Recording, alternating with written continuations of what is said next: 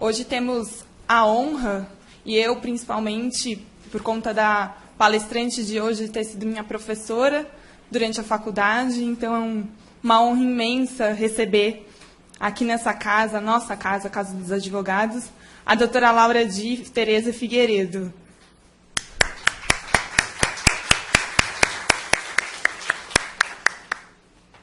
A doutora Laura Di é advogada, mestre em Direito, professora de Ética Profissional no curso de Direito da FMU, Faculdade Metropolitana Unidas, e do Instituto IOB. Além, claro, de ser palestrante já assídua do nosso Departamento de Cultura e Eventos da OAB São Paulo. Sem mais delongas, então, passo a palavra à doutora Laura Di, para a gente aprender um pouco mais sobre as alterações do novo Código de Ética da OAB. Eu, hoje, tendo a responsabilidade de falar sobre as alterações do Código de Ética, procurei trazer algumas alterações para chamar a atenção de todos os senhores e senhoras de que o novo Código de Ética, ele faz um rearranjo de todos os dispositivos, todos os artigos mudaram de número, o que vai dificultar imensamente as minhas aulas a partir desse semestre, porque a gente já tinha todos os artigos na cabeça.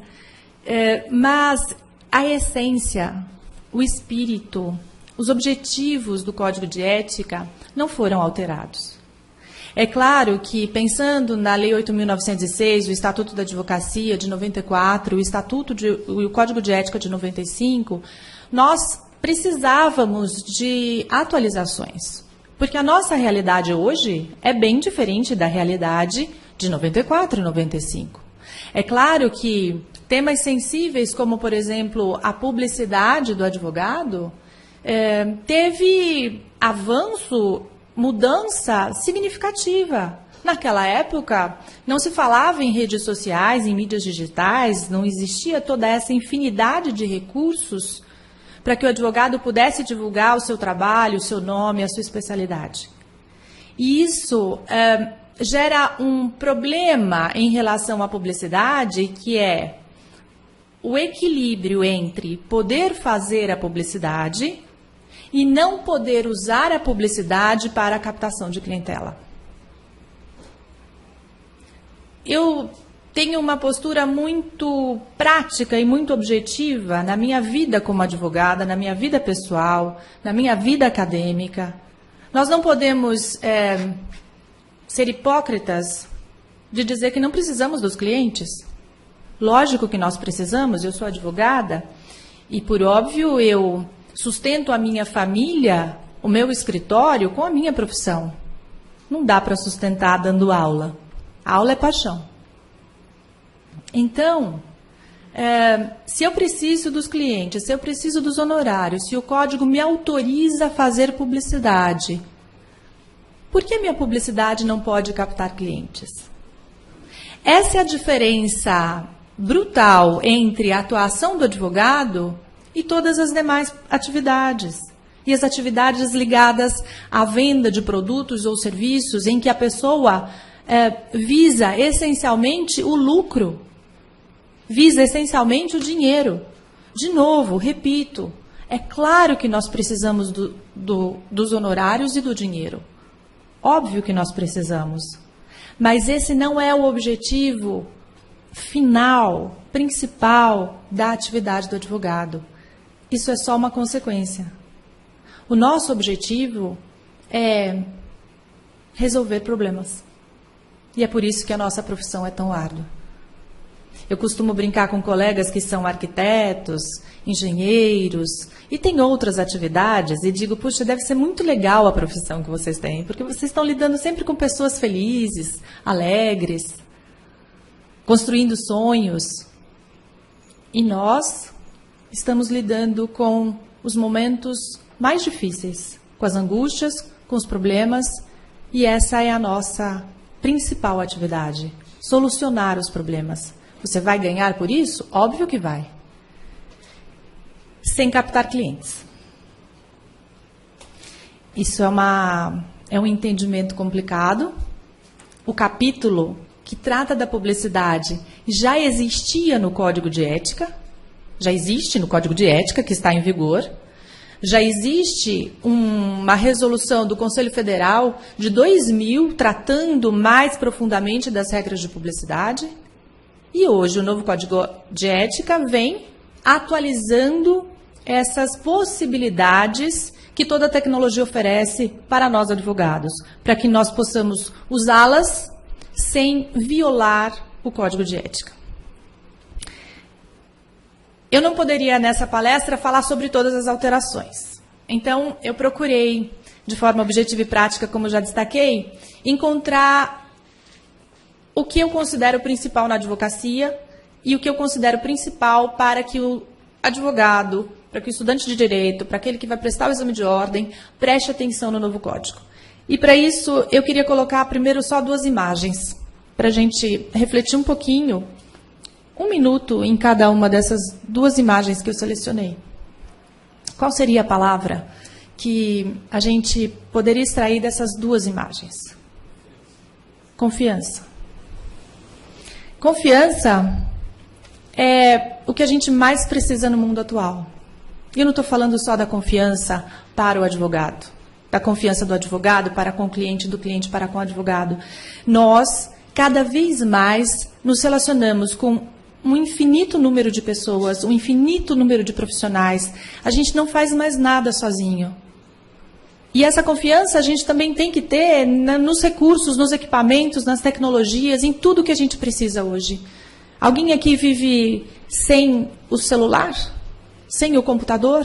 E a gente precisa de um equipamento que nos dê confiança também, de que ele vai suprir todas as nossas necessidades, de que ele não vai nos decepcionar ao longo do curso, ao longo dessa relação, seja pessoal, seja com algum aparelho ou equipamento. Então, a confiança, hoje, ela é um bem e um diferencial importantíssimo em qualquer relação humana. Sem falar nas relações pessoais, afetivas, emocionais. E aí, o novo código veio em diversos dispositivos, eu vou trazer alguns deles hoje para a gente conversar. Nós vamos conversar sobre ética hoje e não aprender, viu, Maria Silvia? Porque eu tenho certeza que todos vocês, todos nós que estamos aqui hoje, deixamos nossas tarefas, as nossas famílias, para estar aqui olhando para a ética, nós já sabemos de ética. Vamos conversar um pouquinho sobre essas novas regras. O novo código vem, então, reforçando essa confiabilidade. Essa confiança que todos nós sabemos é o diferencial para que o advogado seja contratado. Você só contrata um profissional, você só terá o seu médico, o seu engenheiro, o seu arquiteto, o seu advogado, enfim, se você confiar nele. Se você tiver um mínimo de dúvida, você não vai contratar. Essa confiança, ela é responsável também pela manutenção da relação. E o artigo 10, que é o primeiro que eu destaco, eu vou procurar seguir a ordem em que pese eu tratar dos artigos na oportunidade que eles surgem falando da confiança. O artigo 10, ele vem mais claro, explicando para o advogado o que fazer quando existe a dúvida, quando existe a falta de confiança em relação ao cliente, a uma informação, a um documento, enfim. Quando essa relação ela não está mais firme com a confiança esperada. E olha lá, a orientação nova, que não existia no código anterior, sobre como deve proceder o advogado. Sentindo o advogado que essa confiança lhe falta, é recomendável que ele converse com o cliente, que ele externe essa impressão, para sanar qualquer dúvida, para manter essa relação tranquila, saudável, confiável. E se isso não passar, diz o novo código, ele deve promover o subestabelecimento do mandato ou renunciar. Isso também não existia. A renúncia no código anterior era tratada como um direito do advogado, em qualquer fase do processo, implicando sempre na omissão do motivo. Então, eu quero me desligar desse cliente, eu quero me desligar do patrocínio dessa causa, eu renuncio. E quando havia falta ética, falta de confiança, a renúncia era uma imposição ética interna, uma imposição ética que não estava expressa. Se eu sinto que eu não confio mais no cliente ou que o cliente não confia mais em mim, internamente a renúncia passa a ser não um direito, mas uma imposição. Essa era a visão do código anterior, que está em vigor ainda. Muito bem. Hoje, o código esclarece que o subestabelecimento é o caminho, ou a renúncia. E por que isso vem expresso no artigo 10? Porque todos nós sabemos que a renúncia, ela implica num prazo de responsabilidade. Num prazo estabelecido pela Lei 8.906, pelo Estatuto, que é de no máximo 10 dias. Então, vamos entender a relação. Eu quero me desligar do cliente. O cliente já não confia mais em mim. E eu renuncio. Durante 10 dias, existem atos que podem ter que ser praticados. Mas eu não quero mais atuar. Só que o cliente não constituiu um novo advogado. E eu vou ter que atuar, porque eu tenho responsabilidade. Ficou claro isso? Quer dizer, se eu quero sair por quebra na confiabilidade e eu renuncio, eu não posso sair. Porque se eu deixar de praticar atos, eu serei responsabilizada. A minha responsabilidade na renúncia, ela permanece dentro desse prazo legal de 10 dias até que um novo advogado seja constituído. E o artigo 10, salvo o melhor juízo, não é uma crítica, mas apenas uma interpretação. Ele diz subestabelecimento, mas ele não explica qual. Nós temos 2 tipos de subestabelecimento. Subestabelecimento é a transferência de poderes indicando um novo profissional. Se eu, Laura, não quero mais ficar no processo, indico Maria Silvia, eu tenho que dizer se agora o processo está sob a responsabilidade exclusiva da doutora Maria Silvia, e aí é um subestabelecimento sem reservas, ou se eu e a doutora Maria Silvia estaremos no processo juntas, e aí é um subestabelecimento com reservas. Quando existe a quebra na confiança, e o artigo 10 diz o advogado deve subestabelecer ou renunciar, é claro que o subestabelecimento aqui é na modalidade sem reservas. Porque eu preciso me desligar, eu não posso continuar. Ok? Então, o artigo 10, ele liga a confiança ao tema mandato, a esta ligação, esta relação entre o advogado e o cliente e como ela pode ser interrompida. Perfeito? A confiança também vem, e esse eu acho que é um dispositivo que agrada muito aos advogados, ligada aos honorários.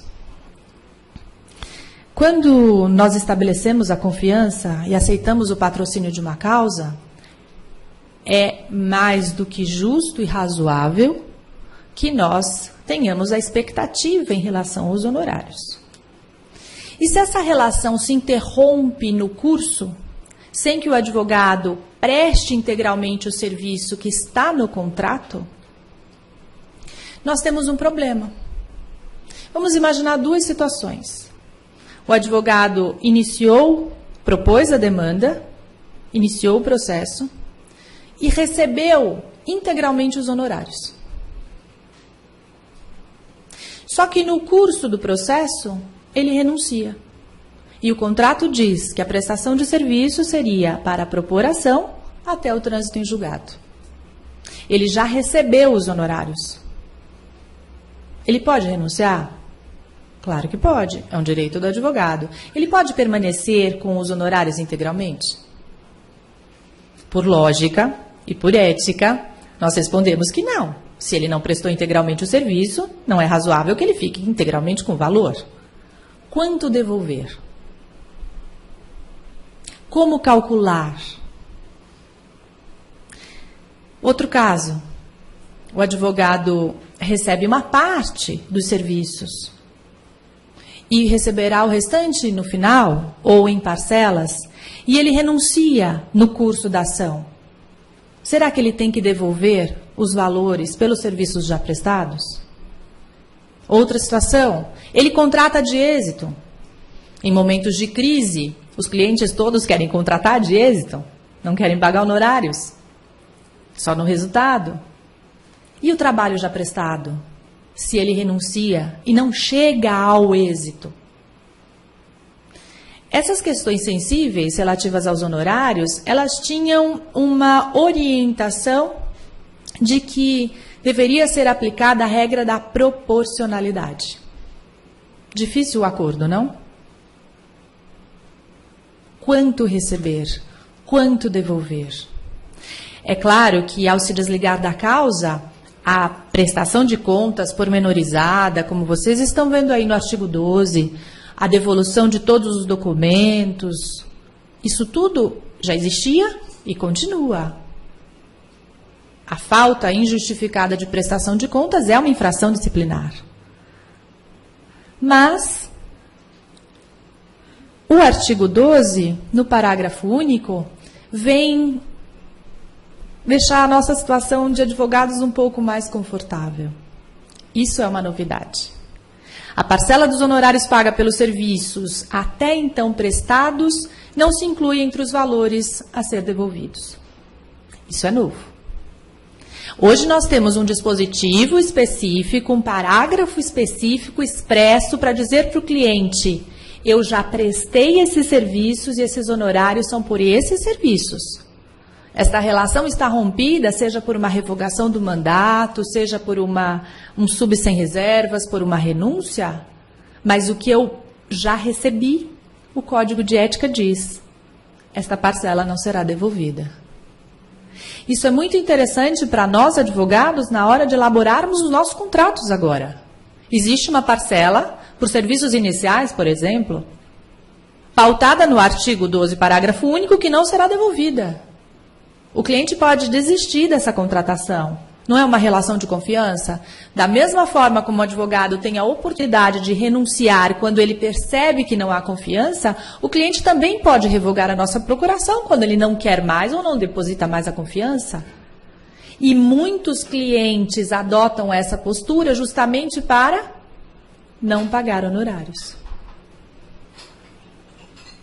Eu tive um caso muito marcante no escritório de uma colega advogada que trabalhou a diesito, exclusivamente a diesito, 12 anos em favor do cliente.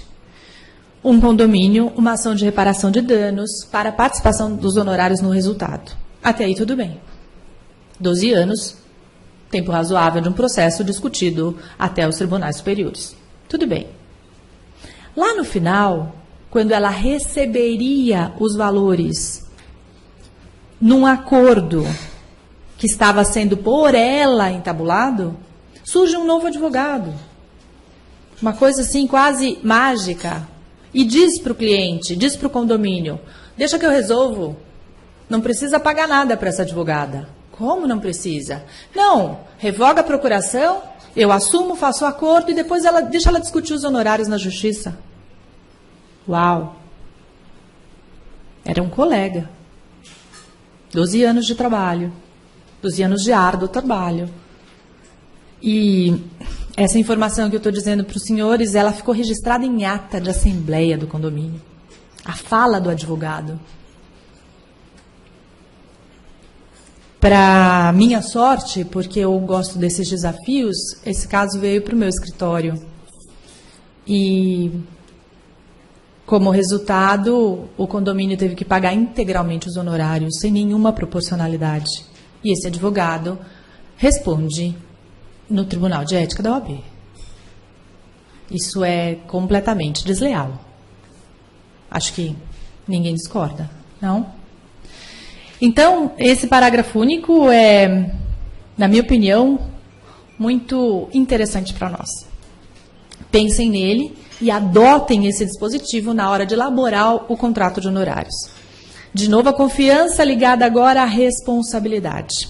Artigo interessantíssimo O que nos importa, eu vou deixar o artigo que trabalha a renúncia, nós já falamos um pouquinho da renúncia, mas o que nos importa, vem na sequência, nos parágrafos, é a nossa situação, muitas vezes vulnerável, em relação ao cliente que não nos fala a verdade. Em relação ao cliente que não entrega o documento no prazo, em relação ao cliente que impede que nós façamos o nosso trabalho de maneira correta, adequada e tempestiva. Como explicar que eu não fiz, que eu não pratiquei o ato, porque o cliente não me deu o documento? Alguém vai acreditar nisso? O juiz vai acreditar nisso? Ninguém acredita nisso. Por quê? Porque o advogado perdeu o prazo, porque o advogado foi desidioso, porque ele não foi atrás da informação. Não, mas nós dependemos do quê? Quem é que municia o advogado para ele trabalhar? É o cliente. Com informações, com documentos, e é por isso que nós temos também o dever de proteger essas informações, mas nós precisamos delas. E aí, esse mesmo dispositivo que trata da renúncia, no parágrafo 2º, vem protegendo a nossa atuação, graças a Deus, dizendo: o advogado não será responsabilizado por omissão do cliente quanto a documento ou informação que lhe devesse fornecer para a prática oportuna de ato processual do seu interesse. Que tal? Vamos colocar isso no nosso contrato. Nós temos hoje um dispositivo expresso para evitar essa discussão, em juízo ou com o próprio cliente. Doutora, você não fez, mas espera, eu ia fazer como? Eu não tinha informação, eu não tinha o documento, você não mandou no prazo. Então, são dispositivos que hoje estão no novo código, que protegem o advogado e estão lá para que o cliente entenda também que essa é uma relação de confiança. Que do mesmo jeito que ele contrata o profissional, que ele confia na técnica, que ele confia na ética, que ele confia na pontualidade, nós também precisamos acreditar e confiar no nosso cliente. Nas informações transmitidas, nas provas apresentadas, no comprometimento com a causa. Confiança e mandato. Todos os temas que nós estamos conversando, ligados à confiança, todos são temas conhecidos. Percebam que o novo código ele vem para deixar a situação mais confortável, mais clara, protegendo essa confiança, mantendo essa relação saudável até o final. Porque eu tenho certeza que todos que são advogados aqui, e os estagiários também, a relação cliente-advogado é uma relação duradoura, não é? Às vezes dura mais que casamento. E aí, como casamento, no começo é lindo, né? O advogado é a melhor pessoa do mundo, soluciona todos os nossos problemas, quero falar com o meu advogado todo dia. Não é assim, Maria Silvia? E o tempo vai passando, e aí as pessoas vão ficando descontentes com a rotina, com a morosidade do judiciário, com as ligações que não podem ser tão frequentes, porque você tem casos mais urgentes e o processo não anda. E aí o cliente fala: não gosto mais de você. Quero terminar essa relação, você não me dá mais atenção. Ainda que você dê atenção, você pode continuar praticando todos os atos pontualmente, despachando com o juiz, fazendo os recursos, indo aos gabinetes, fazendo sustentação oral, mas como está demorando 10 anos, ele não gosta mais de você. Todo mundo já viveu isso. Quero trocar de advogado. E aí vai escutar uma outra opinião. E aí muitas vezes o cliente que estava super protegido pelo advogado, cansado do tempo, da relação, encontra um advogado como esse, do exemplo que eu dei para vocês. Revoga a procuração, deixa comigo, eu resolvo. E aí falta ética para as duas partes, né? Para o cliente que não valoriza o trabalho do advogado, não reconhece o trabalho do advogado até então. E para o novo advogado que interrompe uma relação dizendo que ele é o santo milagroso. Claro, né? 12 anos de um processo, acordo entabulado, ele é o santo milagroso. O único ato praticado pelo advogado naquele exemplo que eu dei para os senhores foi assinar o acordo. Em relação ao mandato, nós temos uma informação nova que me chamou muita atenção, porque eu atendi um cliente no ano passado e ele me disse assim: ô Laura, as minhas procurações todas têm prazo de validade. Eu falei: oi? Prazo de validade? Eu faço o advogado colocar no final um prazo de validade. Eu digo, mas o processo demora tanto tempo? A procuração tem prazo de validade? Como é que você resolve isso? Eu vou renovando. Mas por que você vai renovando? Porque eu quero ver se eu ainda confio no advogado. Mas não precisa nada disso. Porque se você não confia mais, você revoga. Mas aí eu tenho o advogado na minha mão. Não entendi. Mas quando eu li esse dispositivo, na cabeça do cliente, e ele é uma ótima pessoa, ele pensava o seguinte: eu ponho um prazo no mandato, o advogado vai estar sempre ativo, sempre me dando atenção, sempre cuidando do meu processo, porque se ele não cuidar, acabou o prazo, eu não renovo. Olha onde vai a cabeça do ser humano. Isso não precisa. Porque se ele percebe que o advogado não está dando atenção que ele acha adequada, não está cuidando do processo, não está merecedor da confiança, ele revoga. E eu expliquei tudo isso para ele. Ele falou assim: mas Laura, não quero saber. Eu vou continuar colocando prazo. Na verdade, ele estava me consultando sobre a regularidade desta informação na procuração, porque ele é um empresário, tem vários advogados dentro da empresa que trabalham para ele, e ele põe sempre o prazo de validade para controlar a situação. E eu dei toda a explicação, fiz um parecer e tal, e ele falou ok, gostou do meu parecer e manteve esse prazo no mandato. Mas confesso que eu nunca tinha visto isso antes. Não sei, Maria Silvia, se você já viu isso antes. Eu nunca tinha visto, consultei alguns colegas. Não sei se aqui alguém já viveu uma situação dessa, o colega acho que já viveu, está afirmando, mas pensando no princípio da confiabilidade, que diz a confiança é o que sustenta esta relação, não há necessidade de colocar prazo na procuração. E o código era claro e expresso dizendo: o mandato não se extingue com o tempo, desde que permaneça a confiança recíproca. A procuração continua válida, porque esse é o objetivo. Eu outorgo poderes para um advogado porque eu confio nele, e a minha confiança fica depositada nele até que ela termine, por parte dele ou minha. Essa é a situação. E o artigo 18 diz como o meu cliente queria, agora expressamente. O mandato judicial e extrajudicial não se extingue pelo decurso do tempo. Na versão anterior, o dispositivo continuava, desde que permaneça a confiança recíproca, que foi suprimido e agora, salvo se o contrário for consignado no respectivo instrumento. E como nós, advogados, podemos usar isso a nosso favor? Esclarecendo ao cliente, e fica a minha sugestão, a questão da confiança. Eu farei isso.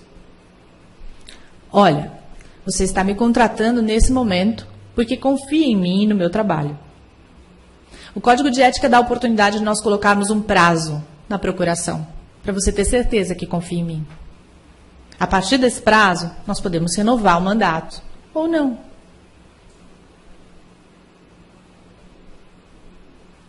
O cliente vai achar ótimo. Vamos nos colocar na posição do cliente. Poxa, que bacana. Eu vou fazer um teste. Fazer um teste com essa advogada. Vamos colocar 1 ano, doutora? 2 anos? Ok. Com o cuidado de saber que depois desse prazo, você vai renovar o mandato. E aí não precisa inserir tempo.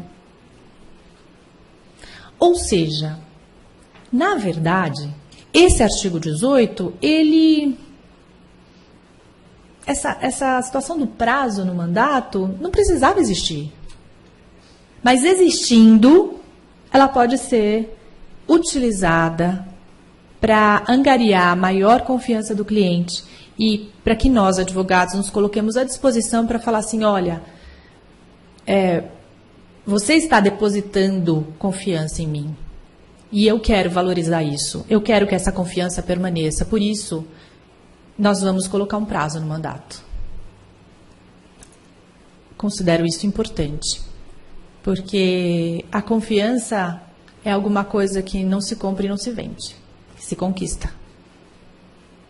Tem pessoas que demoram mais para confiar. Tem pessoas que demoram menos. Tem pessoas que confiam 100% de cara e te entregam a situação. E precisam dessa confirmação no futuro. Então fica aí a minha visão sobre como usar esse dispositivo. Confiança e subestabelecimento. Então vejam que o mandato ele está no estatuto muito focado. Porque afinal de contas é naquele momento, é por meio da procuração que a confiança surge. Que ela é materializada. Nós já falamos do subestabelecimento hoje, já falamos das espécies de subestabelecimento, já falamos que lá no artigo 10, que começa falando da renúncia ou do subestabelecimento, ele deve ser um subestabelecimento sem reservas. E esse artigo 26, ele trabalha a questão, a mudança no tema subestabelecimento, diz respeito ao subestabelecimento com reservas.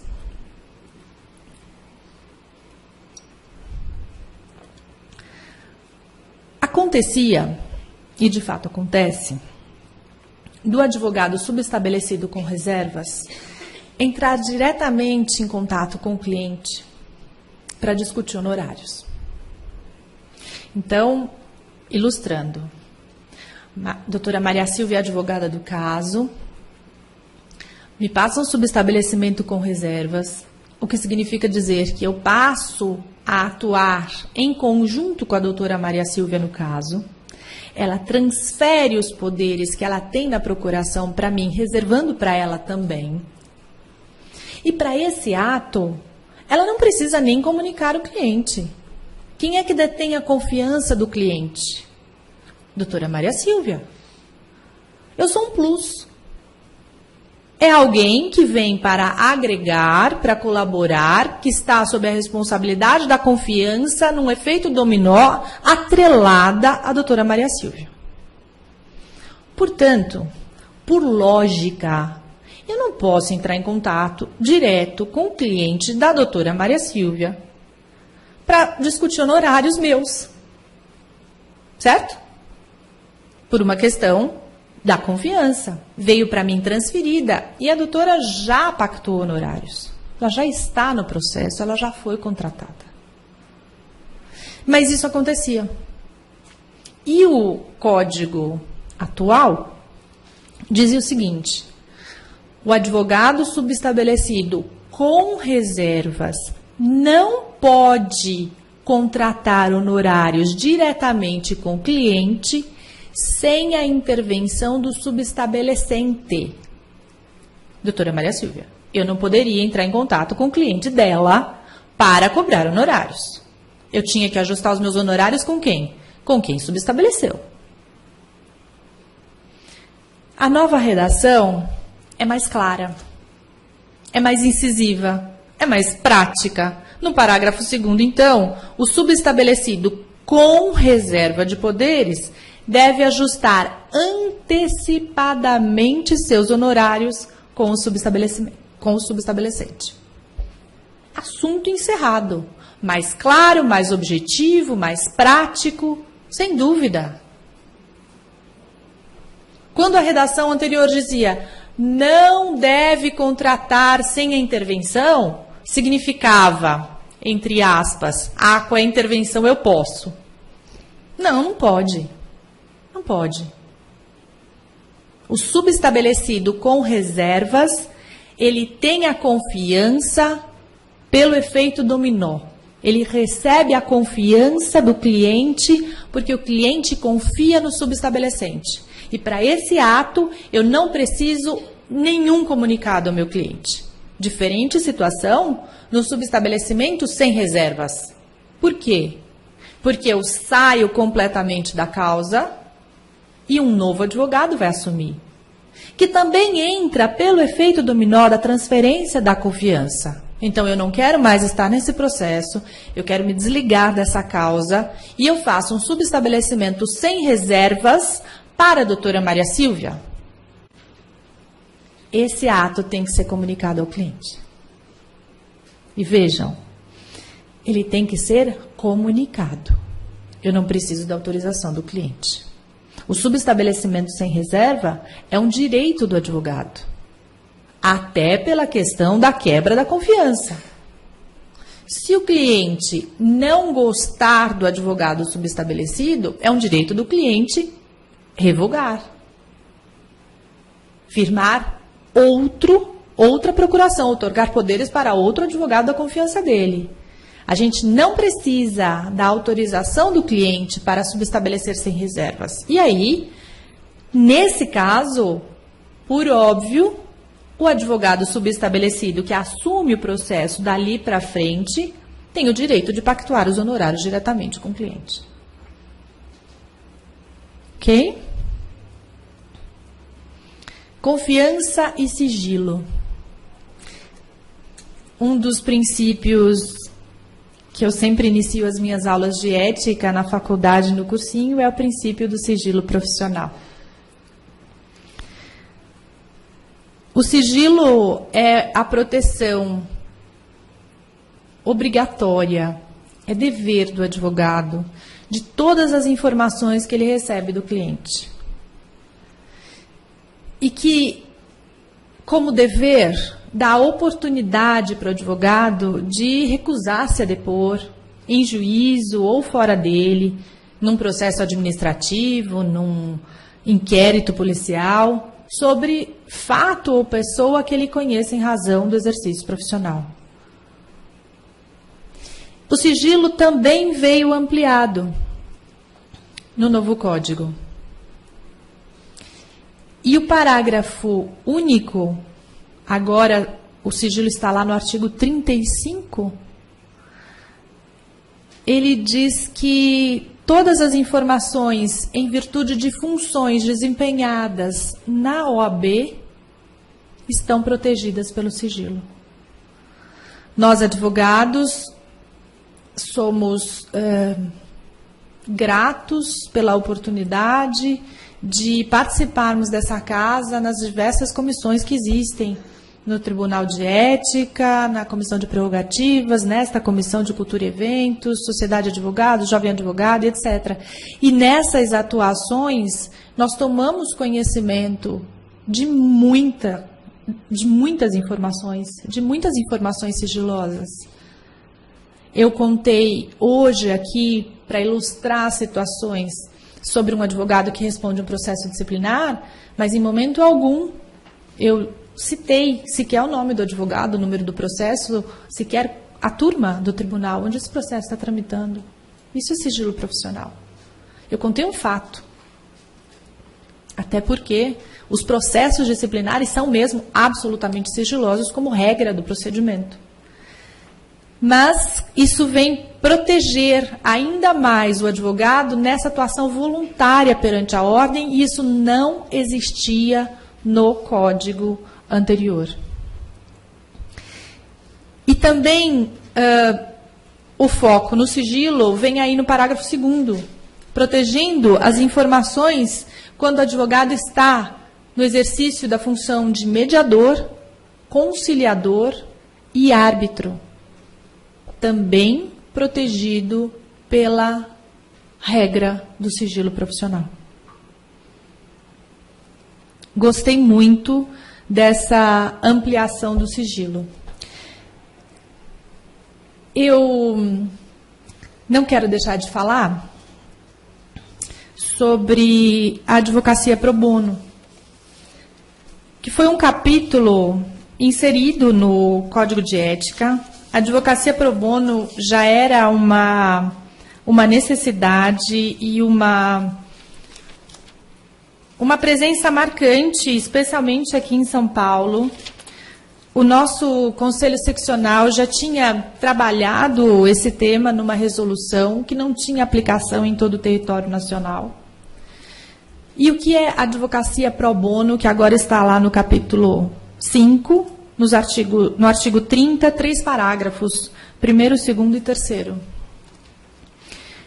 Advocacia pro bono, como o nome diz, é advocacia para o bem. É advocacia que atende àquelas situações em que a pessoa, e eu vou trabalhar pessoa no sentido amplo, pessoa física ou jurídica, não tem condições de arcar com o pagamento dos honorários do advogado. Todos nós, em algum momento da vida, já trabalhamos de forma gratuita. Não há nenhuma irregularidade em exercer a atividade, em dar uma consulta, em atuar num processo sem cobrar honorários. Nenhuma irregularidade. Eu acho que isso faz parte do espírito da advocacia, da necessidade de entender o problema do outro, do olhar no ser humano. O que a gente não pode admitir é que esta gratuidade seja utilizada para a captação de clientela. Explico. Há muitos anos atrás, bem muitos, viu, doutora Maria Silvia, bem antes de eu estar lá na faculdade da MASE, onde ela foi minha aluna, eu participei de um mutirão a pedido do então presidente do Tribunal de Ética, de quem eu era assessora aqui, do Tribunal de Ética Turma 1, deontológico, Dr. Robson Baroni, de um mutirão para a ajuda de uma comunidade muito carente, em que médicos, advogados, dentista, cabeleireiro, enfim, vários profissionais se reuniam, iam para esta comunidade para ajudar as pessoas. Então, pediatras iam ver as crianças, dentistas iam orientar, os advogados, cabeleireiros iam cortar o cabelinho das crianças, das pessoas, enfim, era um mutirão de auxílio. E o presidente, então, à época, falou: Laura Di, acompanhe o mutirão, vai ver o que acontece. E eu fui. E nesse mutirão, alguns advogados que tinham o hábito organizado, com a polícia militar, com proteção, tudo direitinho, era um dia inteiro na comunidade, alguns advogados que tinham o hábito de participar desse mutirão, já acostumados com a situação, montavam mesas, faziam ali nas salas de aula de uma escola os seus escritórios, com impressora, com assistente, com secretária. Eu estava lá só para auxiliar com orientação jurídica, mas para observar. E eu percebi que esses advogados não estavam lá para auxiliar. Foi esse o meu relatório. Estavam lá para captar clientes. Para captar clientes dos mais carentes que vocês podem imaginar. Numa comunidade de chão batido, em que as casas não tinham chão. Chão de terra. E como captar clientes? Não cobrando honorários. E aí, os senhores e as senhoras podem perguntar: mas doutora, como captar clientes se não cobra honorários? Mas nós sabemos que existem honorários de sucumbência. Mas nós sabemos que ele pode participar no resultado. Eu não cobro honorários. Mas em ações previdenciárias, em ações trabalhistas, eu recebo uma parte. Então, era uma ajuda com o objetivo captatório. E não só uma ajuda. Ninguém estava ali de coração aberto para ajudar.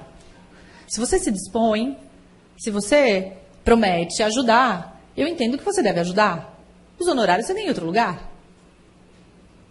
Eu estou aqui com vocês hoje com o maior prazer do mundo e nós doamos o nosso tempo, o nosso pouco conhecimento, as nossas experiências gratuitamente. Porque a gente está disposto a isso. Eu posso não escolher isso. Então, a gratuidade como maneira de auxiliar, como forma esporádica de trabalhar, nenhum problema, nenhuma infração. A advocacia pro bono, ela vinha sendo usada de maneira irregular para captação de clientela, ou para indicação de clientela, ou com olhos nos honorários sucumbenciais.